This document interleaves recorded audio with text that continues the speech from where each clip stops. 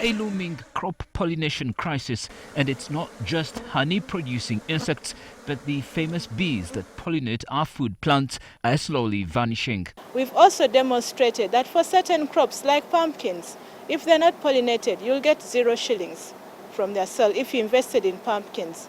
In coffee, if you put bees and encourage them into your coffee gardens, you are going to get a 60% increment in yield, which will definitely translate into money.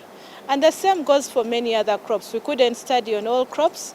That's the message to these agriculture sector stakeholders, among them line ministry officials who admit the global habitat loss is real as a result of intensive farming practices and excessive use of pesticides and changes in weather. The other bees are more important than the honeybees, in terms of pollination.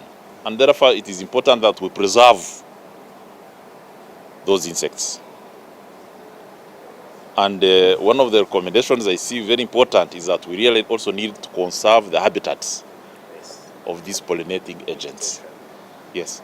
So we need to see how we can work with the NEMA and work with the Wildlife Authority and these other agencies that are responsible for conservation to ensure that we identify areas for habitats, so that these pollinators are also protected, like how we are protecting these other animals.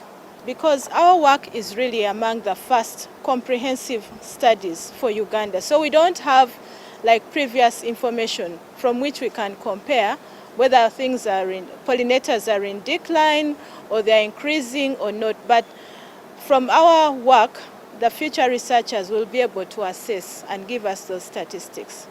But we assume we are not any different from what is happening in countries elsewhere, even within Africa, where pollinators are in decline. According to bee experts for the Food and Agriculture Organization, FAO of the United Nations, a third of the world's food production depends on bees.